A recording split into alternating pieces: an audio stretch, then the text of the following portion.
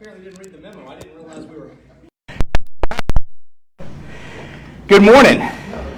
Glad to be back from vacation. Glad to be back in Pensacola.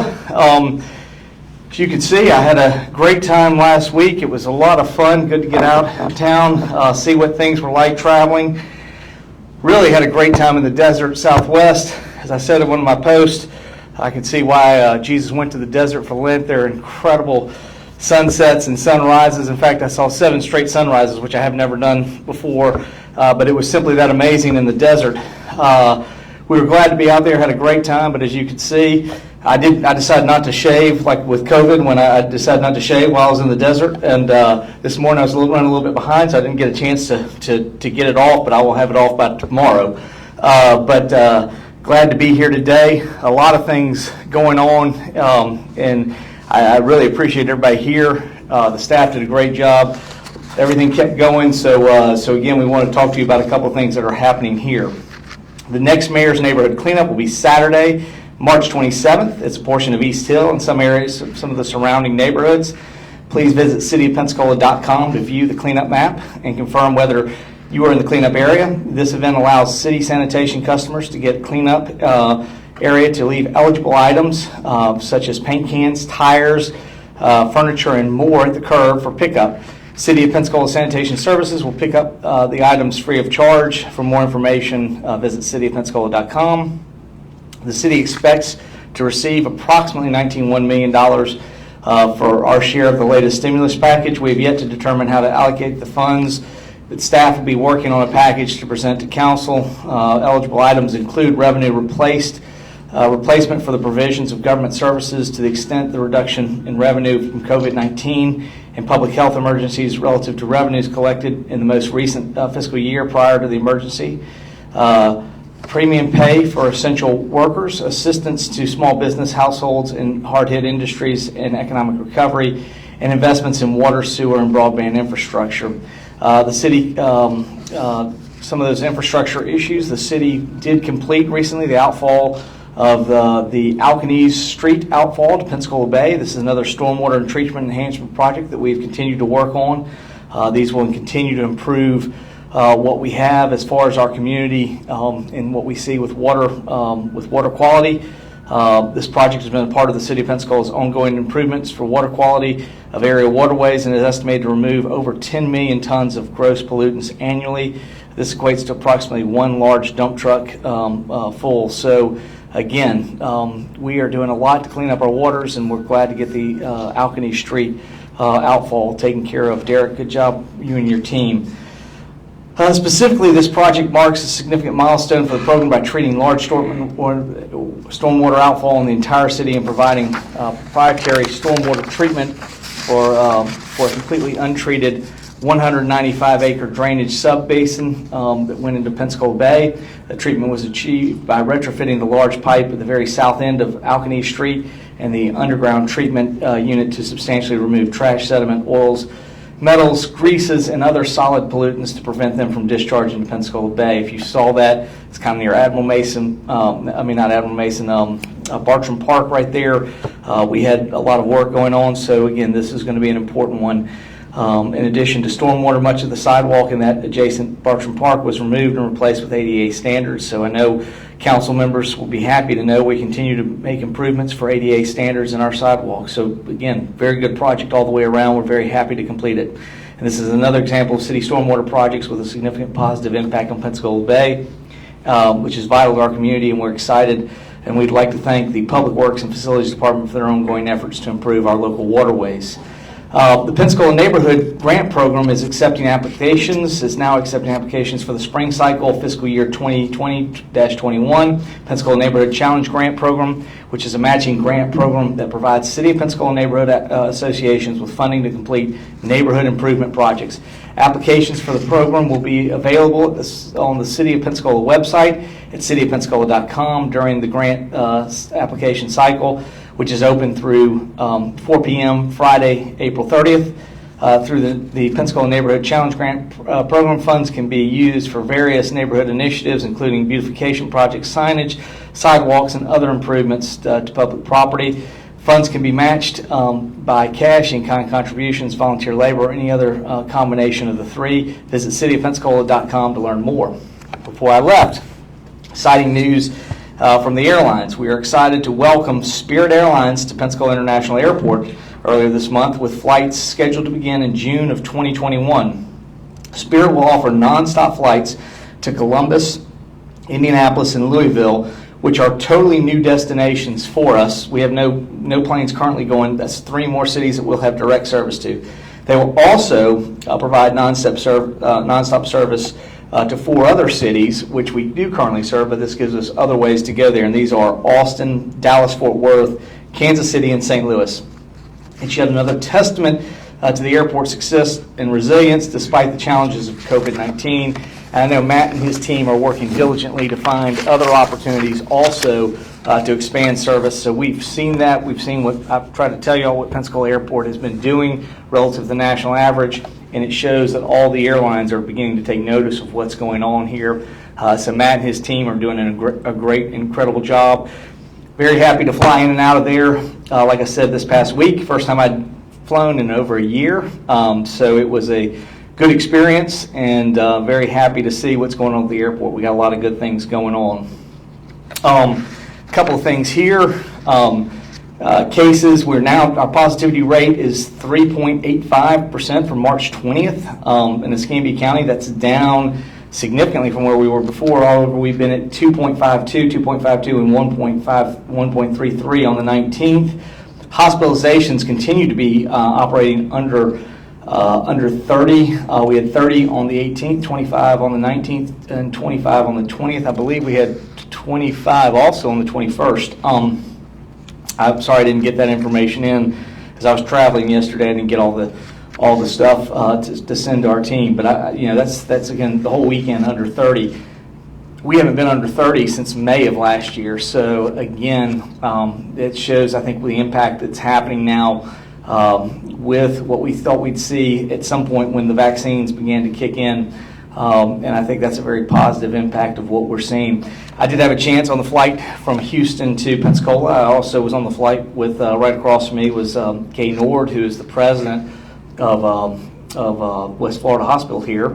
And so we had a chance to talk at length about it, and she also confirmed, certainly what they're seeing at West Florida. Their numbers are way down. I think they had 6 people there, which, again, these are numbers like back in April, May of last year. So I think we're definitely seeing beginning to get a handle on the virus, certainly with the vaccines, and I think that's the best way we've got to get out of this. Now, again, I don't think this virus is going anywhere, so we can continue to think about what you're doing and how you act and what you do, and look to avoid those places where you could contact COVID. And then if not, if you're in those settings, you need to be thinking about wearing a mask, washing your hands, social distancing as you can.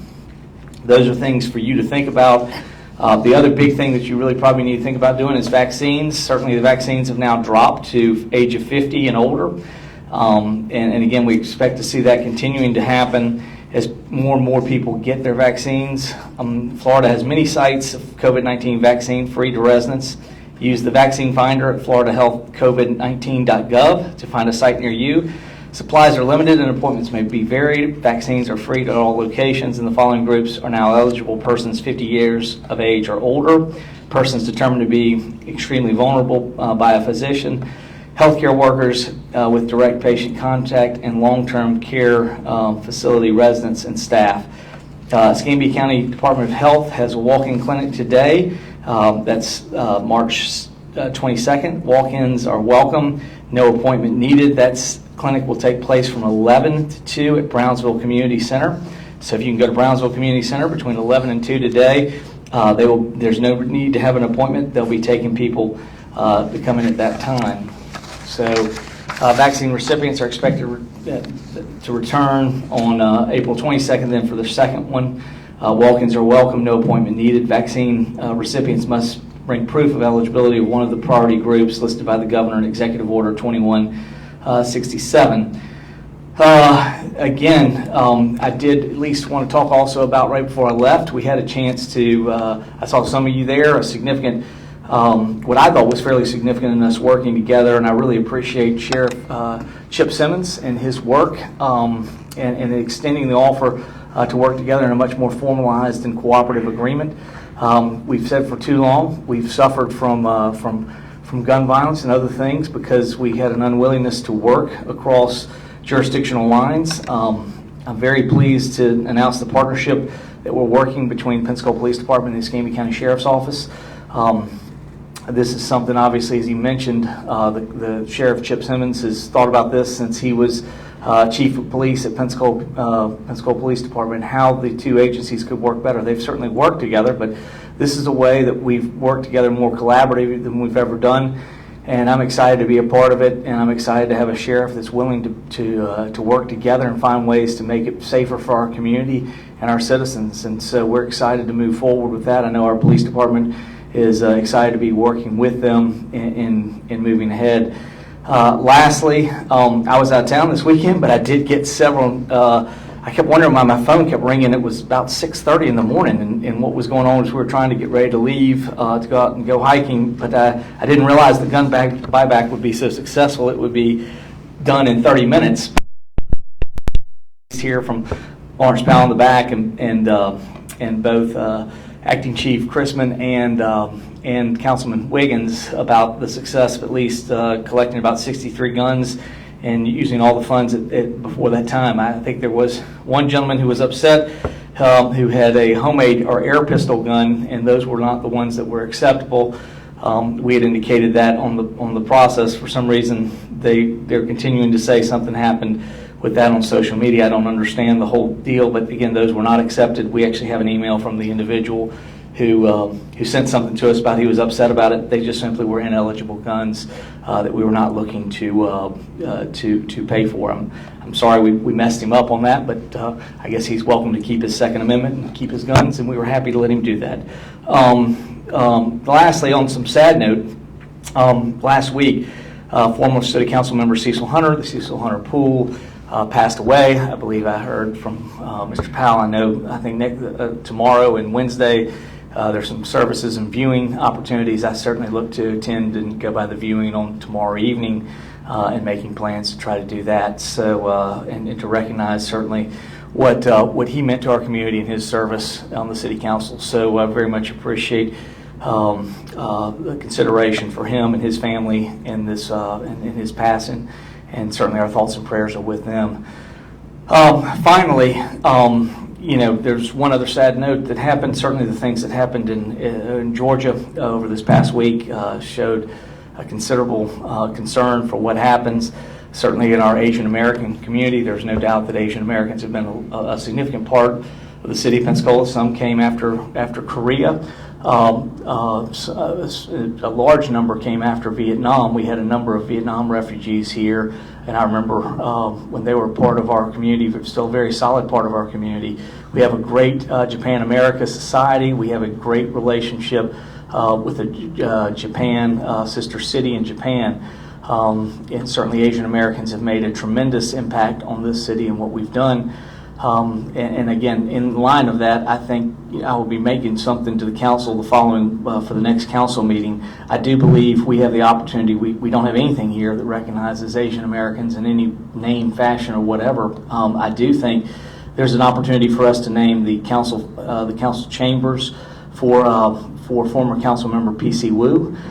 Certainly, he has been our only Asian American city council member. He's the first, but he has succeeded where many have not been able to go. He's president of the Florida League of Cities, and I think in some ways it's probably time that we recognize our Asian American history as well in this community, and I think that would be a great way to do it for his service and also show what the importance that all Asian Americans have meant to the city of Pensacola. So at this particular time, those are all the things I've come to talk about. I'm happy to answer any of your questions. I missed you. I missed the phone call, Andrew. I'm sorry. I was trying to climb up Guadalupe Mountain, which was 3,000 feet of elevation climb on Wednesday, so I'm sorry we missed each other, but I probably would have been out of breath. Mayor, I think Derek did have one thing to add. Mayor, one thing if you could announce, we got an update this morning from Ecua about the Main Street work they're doing down here. and they're still on schedule. Their original schedule was to open the roadway back up first week of April. Now it's looking like the second week of April because they had some delays. But we've been getting All right. calls about that. We do want to communicate the work on Main Street, and I appreciate our city engineers here. That's ECUA work. It's not ours. We've been as frustrated as you. Many of our citizens have been expressing frustration on this. We've been trying to push them along. Unfortunately, Derek is just telling me, and we did not realize it, but I certainly realize why he wants to get this out there at the press conference. It wasn't on my list. It just came out this morning. It does appear that is going to slip schedule into the second week of April for completion. But I can tell you, I know Derek has been working very diligently. We've expressed our concerns to Bruce Woody and his team there that we would like to get that fixed as fast as possible and stay on that. We hate if it slips any week. We understand construction, but that's not a city project. We definitely want to get that one fixed and back open. I know many of you that are using Main Street are frustrated by it. We're frustrated by it, and we just want to stay on ECUA to get that thing finished, so we appreciate it. Is that whole stretch of west? Yeah, yes, yeah. Like it is? Yes. Right. It's the westbound Main Street is why you have to take the detour. On the gun buy program? Yes. So when I was there were definitely reports of guns that were homemade guns, cheap guns, poor quality guns, things like that. Would you care to comment on the kinds of things that were bought and whether you think they were worth the money that was spent? Again, from that standpoint, we'll look to see. I do know that there's an individual who tried to sell homemade guns and air pistols that was not allowed to, and those certainly weren't the things that we were looking for. And I think he was a little upset by it, but you know, again, that was not what we were looking for. I've yet to talk at length with everyone about what happened. As I've said before, you know, again, I don't expect the gun buyback to change what was happening one way or the other, but I do expect it to make at least positive impact in West Pensacola and neighborhoods that we saw, and we saw people coming forward wanting to do something with that. So, you know, I think from that standpoint, you know, that's how we define success, and the fact that it went so fast. I don't think any of us expected that to happen that way. I mean, clearly there were a lot of people who wanted to exercise their constitutional right to freely sell whatever they wanted to. So we certainly support everybody's constitutional right that wants to carry. If they wanted to sell and do something else, we certainly supported that as well, and what was going on with that neighborhood. Like I said before, I didn't believe this was for everyone. I tried to communicate that. I think this is for dealing with some neighborhoods in District 7 that were having significant gun violence impacts. And from that standpoint, when I talked to, at least communicated via text, both with Councilman Wiggins and Mr. Powell and Acting Chief Chrisman, they all seemed to indicate that they felt that it was successful in what they at least wanted to achieve on that standpoint. So I think success is about how you feel what was achieved. And again, out of the 63 guns, I have no idea what the condition was of all 63 of them. Were some of them not the best quality? I have no idea. We'll wait and see what happens. But clearly, we did get some guns that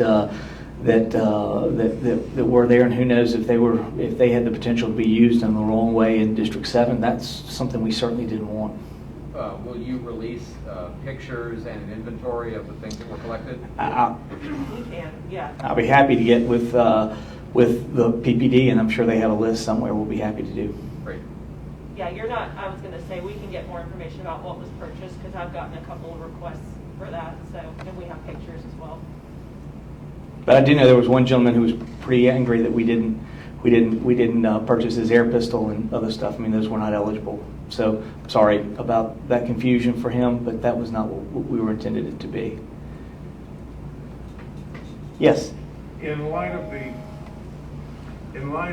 shooting in Atlanta, is the city going to, through the police department or wherever, going to be beefing up protection for Asian American communities here? Yeah, I think those are things we'll have to look at. I'm glad to see that in Pensacola we've had, like I said, we've got a number of very positive situations I try to highlight with Asian Americans. I think they have been significantly part of our story and what we're doing. we continue. I love the Japan American Society that they put on at New Year. Unfortunately, we didn't get to do one this year for COVID, but there are a number of different ways that happen. I'm always amazed at the size. We get the Japanese Consul General comes here, the size and significance of our Japan. Certainly, I know our Vietnamese community that's been here since right after the Vietnam War. A number of refugees came here. I'll talk to Chief Chrisman and just see what his thoughts as far as what's going on. But clearly, I feel at least we have not seen that kind of violence or I guess concern against our Asian American citizens. And there are certainly a number of them that have made a huge positive impact on our community, and we're very appreciative of what they've done for this community. The city council's going to vote this week on extending the mask ordinance and also a resolution encouraging people to wear masks. What are your thoughts on that? And have you heard back from the governor in response to your letter? We haven't heard anything in particular here. I do think at this point a resolution, if they want to pass a resolution, I think that's fine. I think we will still ask people to work within what's best for health concerns here at City Hall. But I mean, from our standpoint, as far as enforcing it in other locations, I've communicated, again with the governor's order. I'm not going to ask Steve Richards to put himself out there in his department. And he'll be available tonight to talk to council and express the concerns he has for his people. It's unfortunate in so many ways that this is becoming political, and I think if the council just simply wants to make it a political statement, and that's probably the wrong thing. The healthier thing for the city of Pensacola and its citizens is that we look to do the right behavior, but we don't put anything out there that's going to create that kind of conflict. Steve Richards and his team at Code Enforcement don't deserve that. And I've made it real clear what my position is in protecting them. With the governor's position at this point, there's no reason for us to go there. Plus the fact that, I've mentioned this so many times, we need to base our response and what we're doing based on our conditions. Right now, at 25 hospitalizations, under 20, talking to hospitals, seeing what's there. We would be much more productive as a city council and a city is finding everything we can do to get people vaccines. I would love to have gotten more supply of vaccines, but I haven't heard from the governor on that. I do think before the governor had taken those steps, he probably should have thought about ways he could get that, but he's certainly working as diligently as he can to get as much vaccine out there as possible. And at least we're seeing the impact. I don't think we would be at the numbers we're at without that. At some point, I told y'all way back in December, we were going to start seeing the impact in March. What's happened with the numbers since March 1st? Certainly we were coming down through February and the end of January, but to go where we went, we didn't even go this low in September. So I think it is somehow the vaccines are what are creating that.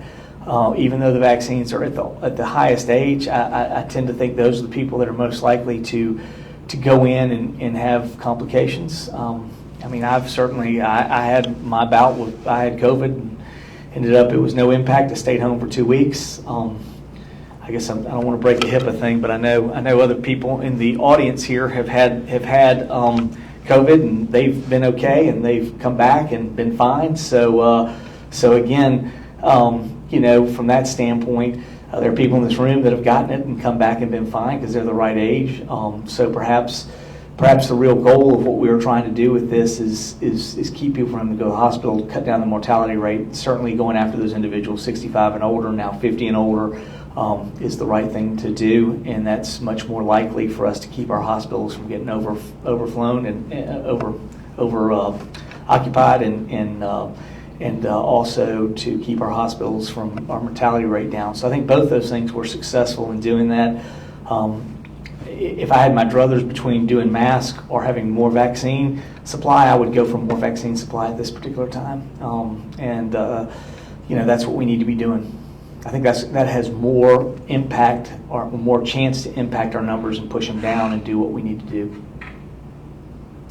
Jeremy. Can you talk a little bit about the 5-year consolidated plan process that's starting this week?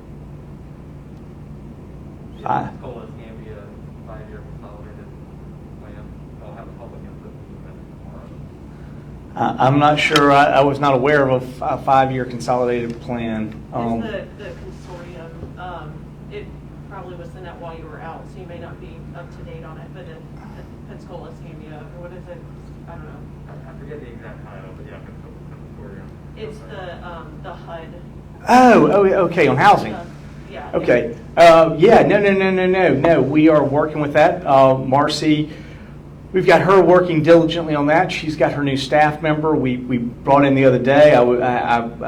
She was on a Teams meeting with Keith and some other people. I made a concerted effort to make sure I went in and talked to her directly and told her how important this position was. We appreciate her coming here and moving forward. We need to get started on affordable housing. So absolutely, if we're moving forward on that, we've now got the person in place to do that. Certainly, some of these funds that are coming through, we had some HUD monies. I know with Lawrence in the back, we're looking at what we can do with looking what we can do soon on our homeless initiatives, and we should be having that report come in here shortly.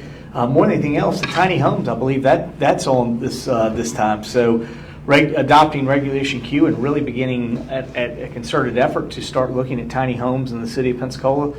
We're going to do that this week. I think that's probably the most important thing to me on the council agenda for this week is getting that moving, giving the opportunity to see tiny homes happen here. We've got a few people who've communicated with us.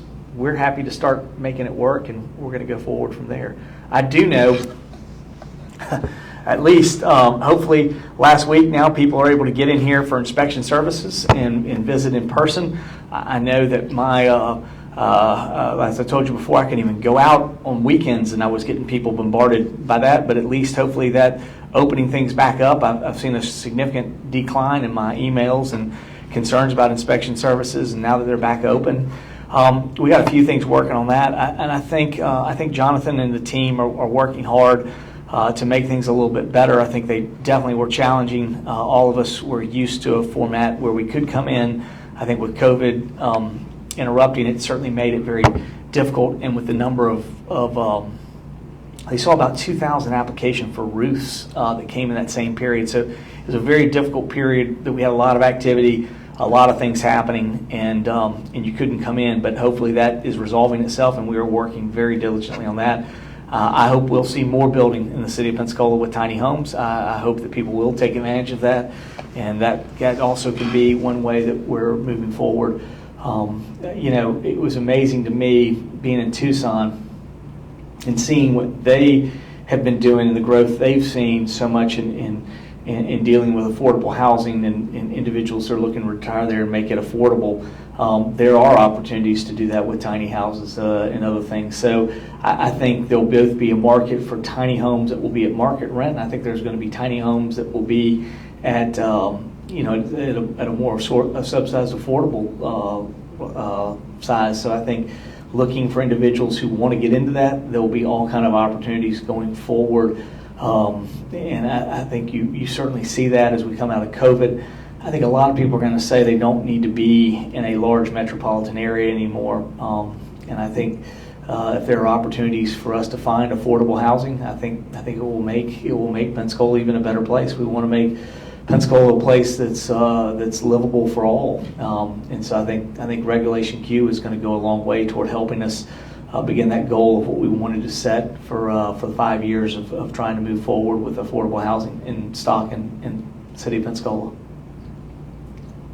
How long do you want the Citizens Police Advisory Committee to continue in existence? I believe they're getting their report to us, and they will have concluded what we asked them to do, and certainly appreciate their service, and we'll look at the report and we'll get moving on seeing what we can do.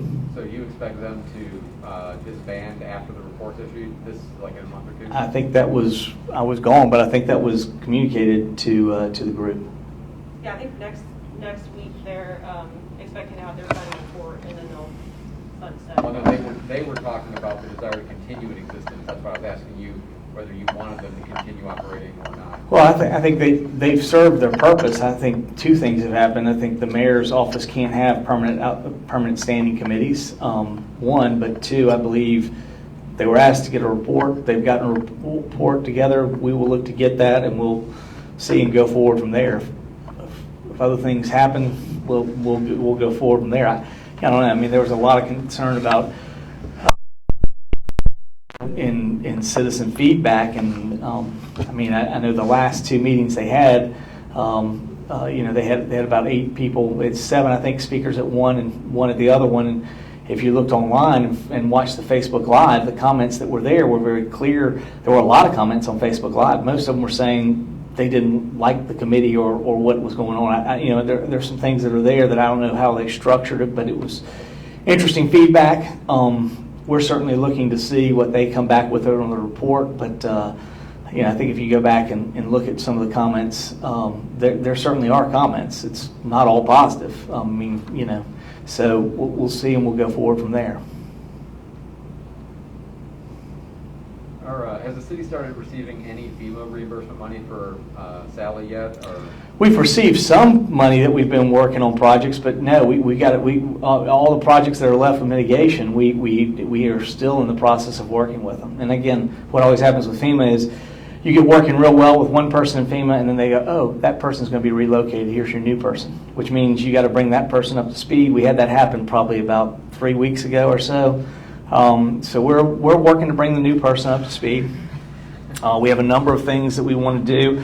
Like I've said before, if we're going to do work on the waterfront, we need to do mitigation that makes it more resilient to storms, because storms it's not a question of, I'm not saying we're going to have a hurricane this year, but it's not a question of if we have a hurricane in Pensacola. It's a question of when we have a hurricane. And we would be foolish to not take as much mitigation as we could right now and do what we need to. I do believe we've put several projects that have brought things back into we put the railings back out at Maritime Park. We've got a few things back open so that people can use.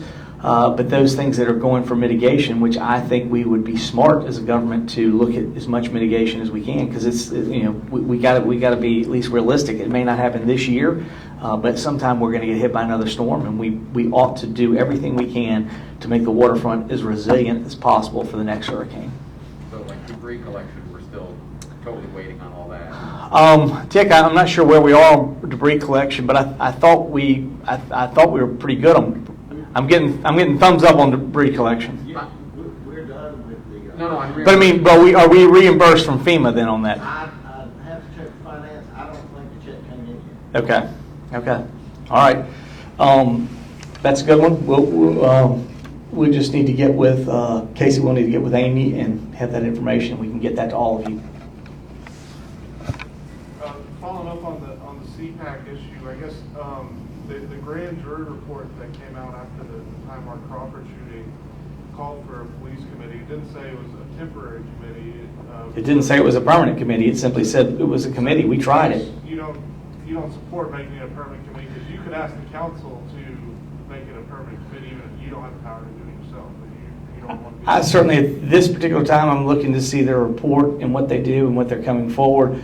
But I don't see this particular committee. We'll see what happens as we look forward with their report. But I don't see this particular committee. They've been tasked with a certain task, and we'll look at it and go forward from there. Yeah, I mean, I've read the report. It didn't say it's going to. It says, hey, we think this may be a good idea. It really was not saying one way or the other. We did it. We did a police advisory committee. We did task them. We did ask them to do some things. I asked them to do a couple of things specifically. Those were things they weren't interested in. But I mean, it's I think trying to continue to figure out how to make working relationship better between communities and police is something we're going to continue to work with. I mean, that was the most important part to us. But we got stuck on a lot of things that weren't necessarily that. So I mean, we'll see what we can do.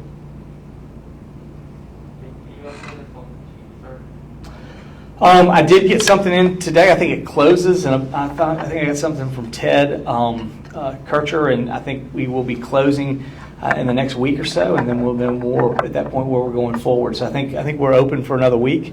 So I think that's where we are. So it either closes the end of this week or the end of next week. We can get that. We can. We can check. And just a note from finance, I was already texting Amy about the buyback thing. So she said we have not gotten any money from FEMA for Hurricane Sally yet. Okay. So we have not collected from FEMA, but we will also try to find out exactly the date. It's either going to be this Friday or next Friday. It's probably on our website too. If you look at the job posting, you can see when it closes. Do you know how many people you have applied? The last time I saw a count, it was over 42. So I don't know how many we're going to get, but I know that the response that Ted, his communication with Gary indicated that he felt like we had some very good applicants in the pool, and so we'll see when we go from there. Is there any update on the West Main projects? What's the current status of They have responded back to us. We are looking to figure out how to work with them, and as soon as we have something available on that, we'll be bringing it forward to council. It took them a little while to take, I guess, what council had said and figure out how to respond back to us as far as what was workable from their standpoint, and listening to all the things that council requested, and so they're in the process of bringing that forward. Ted, I see you down here. How is our search going? We've got 48 applicants so far. We close on the 31st, and then we'll be getting together for the screening process after that. Okay, so for everyone out there that didn't hear, we have 48 applicants already, and it closes on March 31st is when it will close. So, see, I told you between those Fridays is right in between them, so I just didn't know the exact date. But thank you, Ted, for getting the exact date for me. Like I said, I saw intermittent correspondence as I was hiking, and I knew sort of but I didn't have exactly the date. But I appreciate that, Ted. Following up on the West Main issue, I guess the council is voting this week on the lease option extensions. How important is that to keep this going? I mean, I think the most important thing that we have on this one is the project that's being looked at right now on 4 and 5. If you don't have a parking garage, I don't think the other 3 or 4 parcels will work one way or the other. Again, I mean, so much so that again, I kind of said, hey, it's not really important that we have an agreement. That's fine if council doesn't want to have an agreement with Andrew. We won't do an agreement on the other parcels. The most important parcels are 4 and 5. I'm not saying what happens on the other parcels works one way or the other. I mean, there was once a proposed museum. If you like museums, you'll never have an opportunity to get a museum if you don't figure out how to do the parking. Because 100 spaces for a parking garage for a museum is roughly another $2 million that they got to raise. So again, I think why people say, well, we were promised this and it didn't happen. Well, it didn't happen because you didn't put in all the infrastructure. We didn't put all the infrastructure in because we could only get $46 million to get started on it. So the most important part that is there is the infrastructure of the parking facility. The other properties won't happen without that. I don't know how we would even develop the other properties if we didn't have the parking infrastructure. So I think the parking structure is incredibly important. And from my standpoint, at least giving them the opportunity to continue to work with it and negotiate with it from there is good. The extensions are a good thing to have, but if you don't have 4 and 5, I don't see how you're going to develop any of the other parcels. Again, I mean, the extensions are good. They allow us to keep having discussion. I mean, obviously, it's a signal from council if they want to keep having discussions. If council decides they don't want to do any more discussion, maybe they'll cancel it out. I mean, it's up to council. But I think the most important project is 4 and 5. You got to have the parking infrastructure there. If you don't have the parking infrastructure, you won't get the rest of the parcels developed, or at least developed in a way that you want to maximize value for the citizens. I do have a couple of questions from Channel 3. Okay. Via Facebook. First, any worries about spring break considering the unruliness in Miami? I mean, we're kind of moving our way through spring break. I mean, I'm not concerned about things that didn't happen. So, I mean, we're okay right now. So, we'll see what occurs. And then any thoughts on what you would like to see on the ECUA water tower downtown? My only advice to Bruce Woody when he asked me is that I would keep something on there that had the Blue Angels and what's the Navy. So after that, it's really theirs. They can do what they wish with it. The only thing I advise Bruce is I would not touch the Blue Angels. And I think I saw Andrew's post about that as well. So I know that's near and dear to his heart. And I want to be very clear. I told him that was something I would not mess with. I would make sure I had something. I don't know that you need to have the golf tournament that's defunct on there anymore, but I think having something for the Blue Angels is very important, and I think it's important for the community and important for so many aspects of what's here. So that was the most important thing I told Bruce.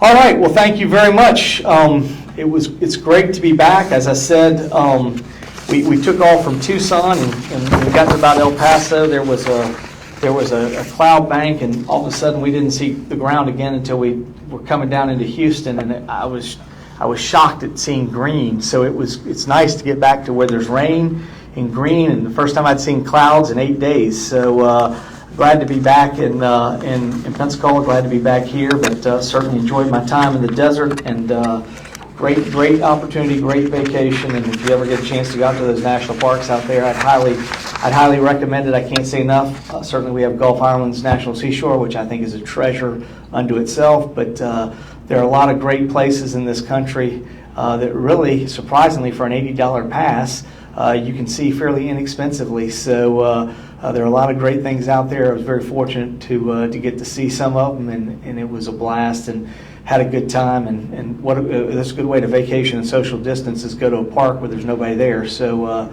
those are good opportunities. But hopefully everybody else had a good spring break. Looking forward to get back to work, and we'll a lot of work here at the city, and we'll get started. Thanks.